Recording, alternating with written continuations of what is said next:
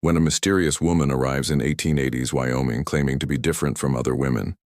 A successful black rancher discovers her secret could destroy everything he's built, or set them both free. The leather reins slip through calloused fingers as dust devils dance across the Wyoming plains.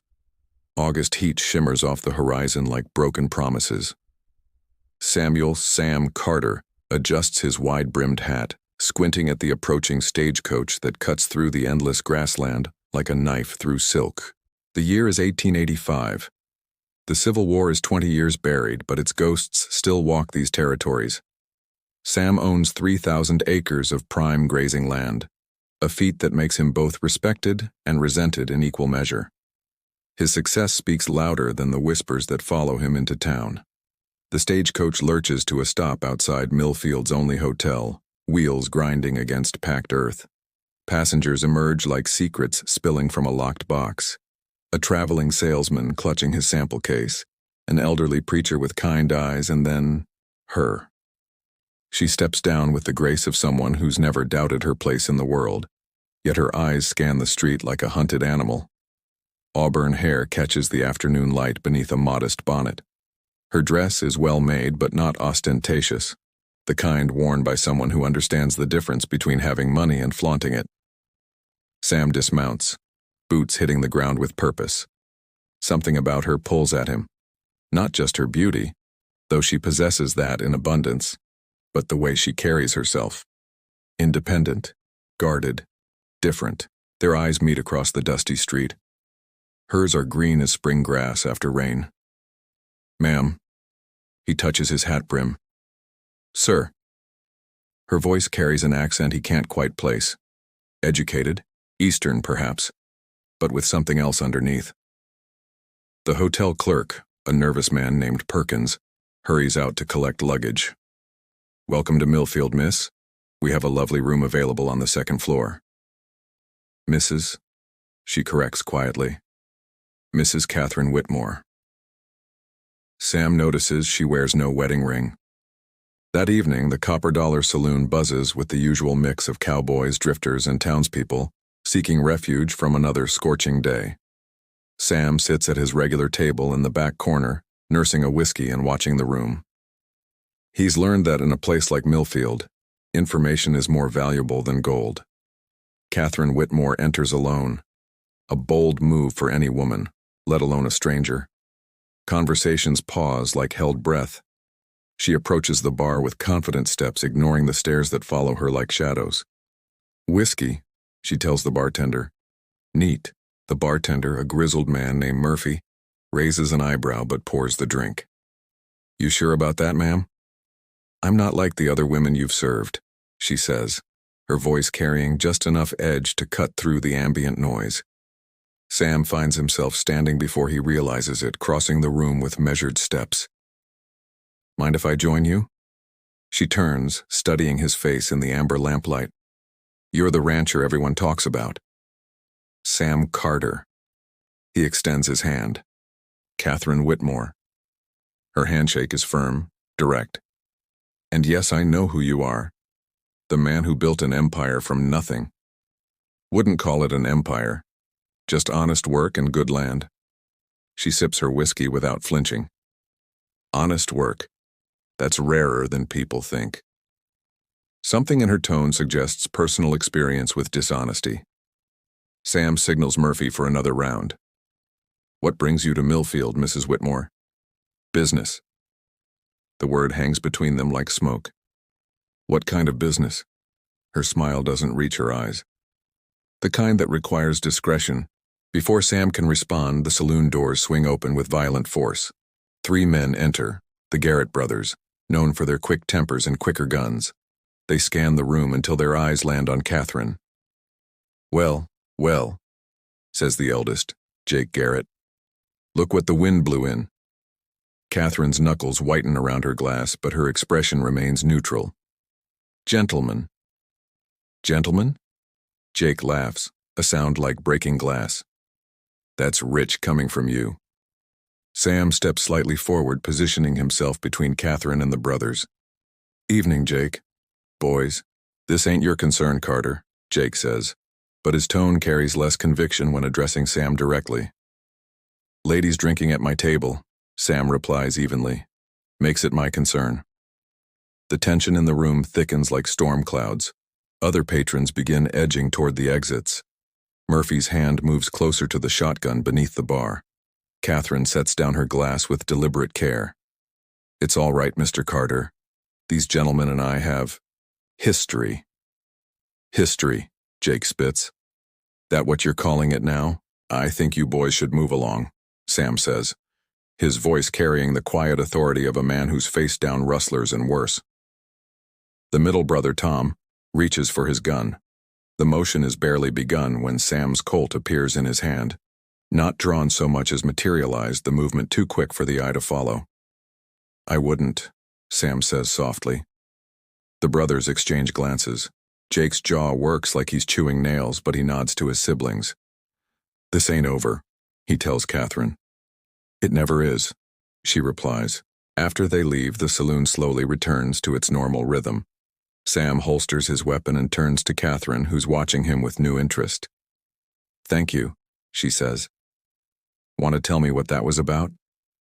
She finishes her whiskey in one smooth motion. "I told you I'm not like other women." "I want you for exactly that reason," Sam says, the words emerging before he can stop them. She studies his face for a long moment. "You don't know what you're saying." "I know enough." "Do you?" She stands, smoothing her skirts. "Good night, Mr. Carter." She leaves him sitting there, the taste of whiskey and unanswered questions bitter on his tongue. The next morning brings news that changes everything.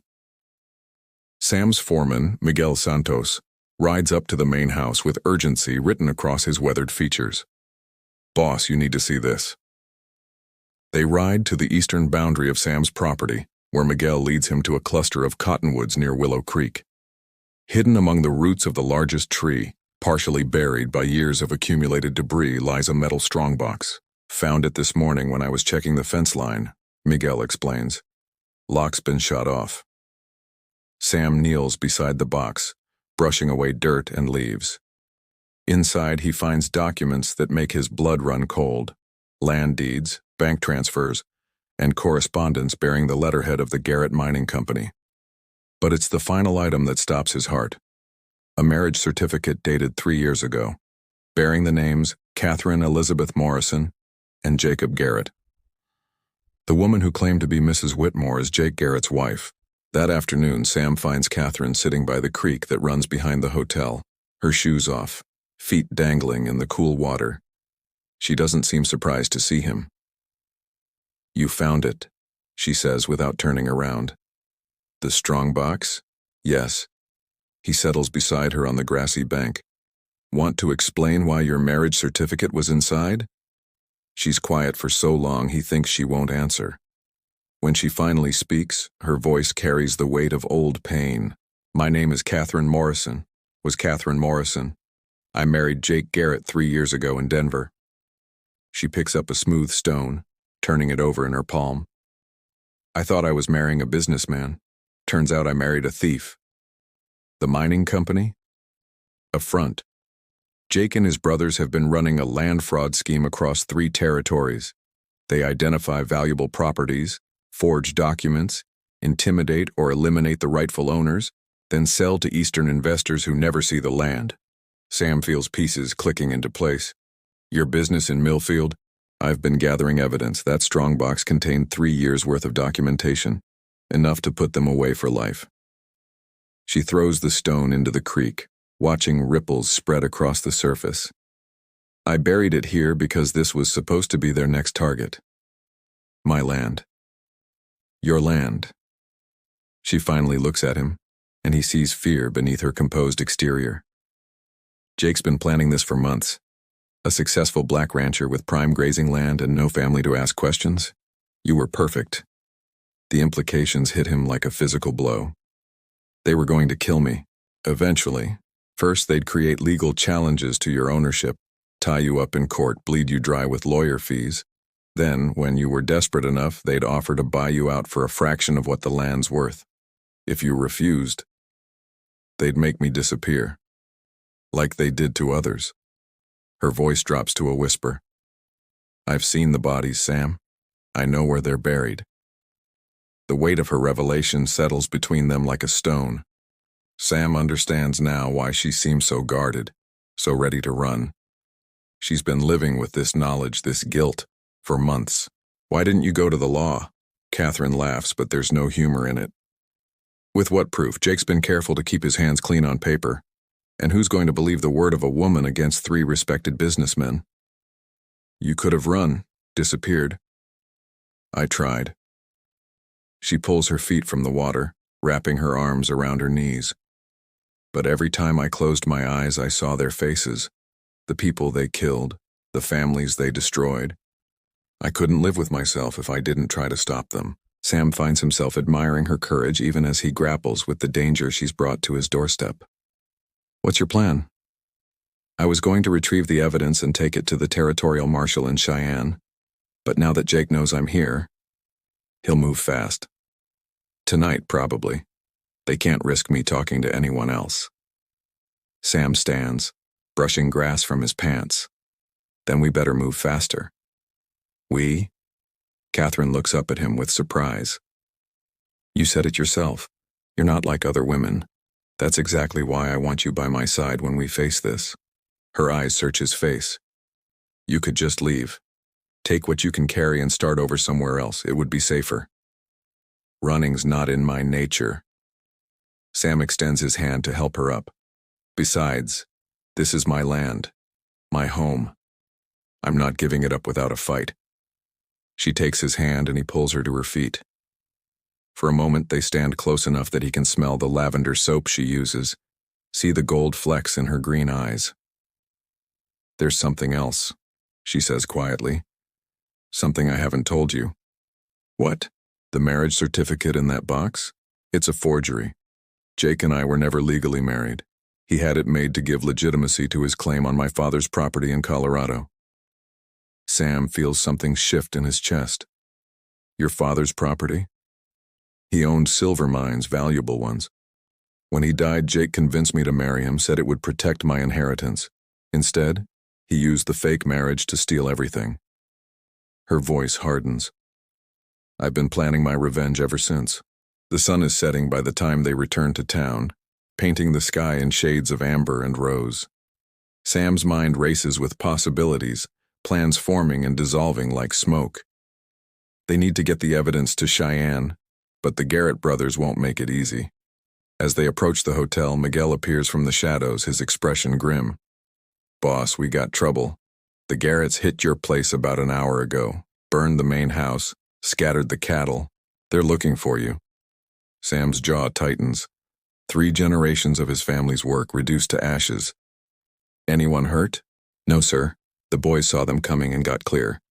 But they left a message. Miguel hands him a piece of paper. Said to give you this. Sam unfolds the note, reading aloud. Carter. Bring the woman and the box to the old mine at midnight. Come alone or we start killing your men one by one. Catherine pales. They have your workers? Probably rounded them up after burning the house, Sam says, his voice tight with controlled anger. This is my fault. I should have seen this coming.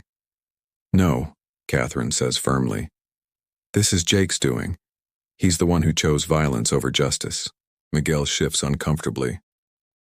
Boss, there's something else. Word is they've got Sheriff Morrison in their pocket. He's been spreading stories about you harboring a fugitive. Says there's a warrant out for Mrs. Whitmore. Morrison? Catherine's face goes white. That's my maiden name. Jake must have told them. Told them what? That I'm wanted for murder in Colorado. Her voice is barely above a whisper. It's a lie, but Jake has connections. He could have arranged for false charges to be filed. Sam feels the walls closing in around them. The Garretts have covered every angle, legal, illegal, and everything in between. But there's something they haven't counted on. Miguel, how many of our boys are still free? 6, maybe 7. They're hiding in the hills waiting for word. Good, here's what we're going to do. The old Silver Point mine sits like a wound in the hillside, its entrance yawning black against the star-scattered sky. Sam and Catherine approach on foot, having left their horses a quarter-mile back. The strongbox weighs heavy in Sam's hands, not just from its contents, but from the knowledge of what those papers represent. "You sure about this?" Catherine whispers. "No," Sam admits, "but it's the only play we have." They can see the flicker of torches inside the mine entrance. Jake Garrett's voice echoes off the stone walls. "That's far enough, Carter." Sam and Catherine step into the circle of torchlight. Jake stands with his brothers, guns drawn. Behind them, Sam counts 5 of his ranch hands tied and gagged, fear bright in their eyes. "You brought the box," Jake observes. "Good. Now hand it over." "Let my men go first." Jake laughs. "You're not in a position to make demands." He nods to Tom, who presses his gun barrel against the temple of Sam's youngest worker, a boy named Danny who can't be more than 16. "The box, Carter. Now." Sam sets the strongbox on the ground between them. "There. Now let them go." "I don't think so." Jake's smile is cold as winter wind. "See, you've caused me a lot of trouble. Both of you. Can't just let that slide." "Jake, please." Catherine steps forward. "You have what you want. Let them go." "What I want." Jake's voice rises. "What I want is my wife back where she belongs. What I want is this uppity rancher to learn his place. What I want is for people to stop interfering with my business." "I was never your wife," Catherine says, her voice steady despite the guns pointed at her. "That marriage certificate was as fake as everything else about you. Fake or not, you're mine. And when we're done here, you're coming home with me." "Over my dead body," Sam says. "That can be arranged." Jake signals to his brothers, who raise their weapons. The explosion comes from deeper in the mine, a thunderous roar that shakes dust from the ceiling and sends everyone stumbling. In the confusion that follows, Sam tackles Jake while Catherine dives for cover behind a support beam. Miguel and the other Free Ranch hands pour into the mine entrance, guns blazing. They'd used dynamite to collapse a side tunnel, creating the distraction Sam needed. The gunfight is brief but vicious. Tom Garrett goes down first, clutching his shoulder. The youngest brother, Pete, throws down his weapon and raises his hands. Jake, cornered and desperate, grabs Catherine as a human shield. "Back off," he shouts, pressing his gun to her throat. "I'll kill her." "You do that, you lose your only bargaining chip," Sam says, his own weapon trained on Jake's head. "Maybe. But at least I'll have the satisfaction of watching you suffer." Catherine meets Sam's eyes across the smoky air. In that moment, he sees her decision before she makes it. She drives her elbow back into Jake's ribs, twisting away from his grip. Sam's shot takes Jake in the chest before the man can recover. Jake Garrett falls backward, his gun clattering across the stone floor. He looks up at Catherine with eyes already growing dim. You were supposed to be mine. I was never yours." Catherine says quietly, "I belong to myself." Jake's eyes close for the last time. In the aftermath, as they tend to the wounded and free the captives, Catherine and Sam find themselves alone at the mine entrance. The strongbox sits open between them, its contents scattered by the fight but intact. "It's over," Catherine says, but her voice carries no triumph. "The evidence will put the rest of their operation out of business," Sam agrees. "Your father's property, the other victims, they'll get justice. And you'll rebuild your ranch." "We'll rebuild," Sam corrects. "If you'll stay." Catherine looks at him in the starlight. This man who risked everything for people he barely knew, who chose justice over safety, who saw her not as a possession to be claimed, but as a partner to be cherished. "I told you I wasn't like other women," she says, "and I told you that's exactly why I want you." Sam steps closer, his hand finding hers. "I meant it then. I mean it now. Even knowing what I've done, the lies I told. You did what you had to do to survive. To seek justice. That doesn't make you a liar. It makes you a fighter." Catherine feels tears she's held back for 3 years finally spill over. "I don't know how to be anything other than what I've been. I don't know how to trust, how to love without fear." Then we'll learn together. Sam's thumb brushes away her tears. I'm not asking you to be someone you're not. I'm asking you to be exactly who you are, with me. She looks into his eyes and sees not possession or control, but partnership, respect, love without conditions or demands. Yes, she whispers. He kisses her then, soft and sure under the Wyoming stars. Around them, the night wind carries the scent of sage and the promise of new beginnings. 6 months later, the rebuilt Carter Ranch stands prouder than before. Its main house expanded to accommodate a growing operation. Sam and Catherine were married by the traveling preacher in a ceremony attended by the entire town, including Sheriff Morrison, who'd been cleared of any wrongdoing once the full scope of the Garrett conspiracy came to light. Catherine's testimony helped convict the remaining members of the land fraud ring, and the recovered evidence led to the return of stolen properties across 3 territories. The reward money, combined with the compensation from her father's restored estate, provided more than enough capital to expand the ranch operation. But more than that, it gave them something neither had dared hope for: a future built on truth instead of lies, partnership instead of possession, love instead of fear. On quiet evenings, they sit on the porch of their new home, watching the sun set over land that truly belongs to them. Catherine often remarks that she's still not like other women. She runs cattle, keeps the books, and can outshoot most men in the territory, and Sam always replies the same way: "That's exactly why I love you." In a world that tried to define them by their limitations, they chose to define themselves by their possibilities. They built something real from the ashes of deception, something lasting from the fragments of broken dreams. They built a love that was truly different, and that made all the difference.